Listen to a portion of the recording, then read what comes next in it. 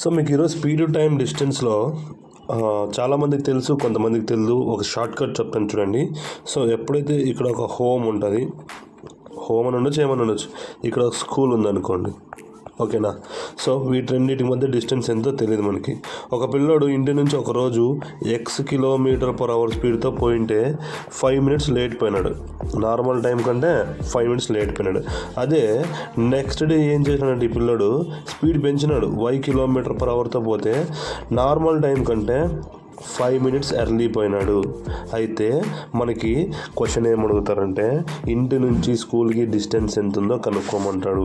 అప్పుడు మనకి distance formula వచ్చేసి distance is equal to product of speeds by difference of speeds into difference of time. Okay, ఈ 5 minutes అనేది difference అనమాట.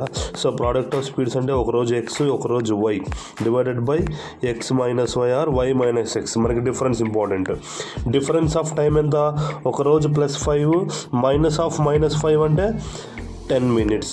ఓకేనా. ఒక లేటు ఒక ఎర్లీ వస్తే ఎప్పుడైనా మనము సమ్ చేసేస్తాం. డివైడెడ్ బై 60 ఏం చేస్తామంటే km/h. స్పీడ్స్ అనేవి km/hలో ఉంది కాబట్టి సో మనము టైంను కూడా అవర్స్లోకి మారుస్తాం. సో మరిన్ని ఇలాంటి షార్ట్ కట్స్ కోసం మన ఛానల్ని సబ్స్క్రైబ్ చేసుకోండి. ఫుల్ వీడియో వచ్చేసింది. Thank you.